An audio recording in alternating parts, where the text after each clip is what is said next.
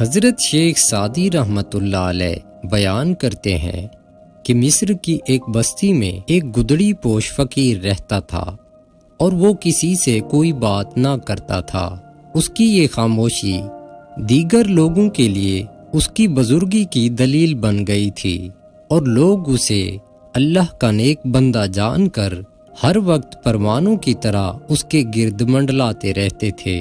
اس شخص کی شامت اعمال دیکھیے کہ ایک دن اس کے دل میں خیال آیا کہ یہ جو اتنی مخلوق میرے گرد جمع ہوتی ہے یہ سب میرے صاحب کمال ہونے کی وجہ سے ہے،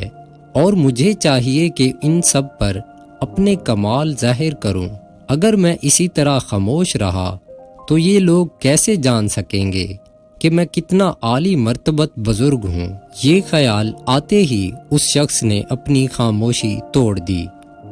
اور آنے والے عقیدت مندوں سے گفتگو کرنا شروع کر دی۔ اگر وہ واقعی صاحب کمال ہوتا تو اس کی حکمت و دانائی کی باتوں سے لوگوں کے دلوں میں اس کے لیے عقیدت زیادہ ہو جاتی، لیکن وہ تو جاہل تھا، اس لیے جب اس نے لوگوں سے الٹی سیدھی باتیں کی تو لوگ اس سے متنفر ہونا شروع ہو گئے اور اس کے آس پاس آنا چھوڑ دیا اور لوگوں کی اس سے عقیدت ختم ہو گئی۔ حضرت شیخ سعدی رحمۃ اللہ علیہ یہ واقعہ بیان کرنے کے بعد فرماتے ہیں کہ اے عقل مند، خاموشی تیرے لیے باعث عزت اور یہ ایسا وصف ہے جو تیری جہالت کو چھپاتا ہے، پس تجھ پر لازم ہے کہ تو بغیر ضرورت کے اور بغیر سوچے سمجھے گفتگو نہ کر کہ تیرے عیب دوسروں پر ظاہر ہوں۔ ناظرین و سامعین، حضرت شیخ سعدی رحمۃ اللہ علیہ اس حکایت میں بیان کرتے ہیں کہ خاموشی بہت سی بھلائیوں کی جڑ ہے،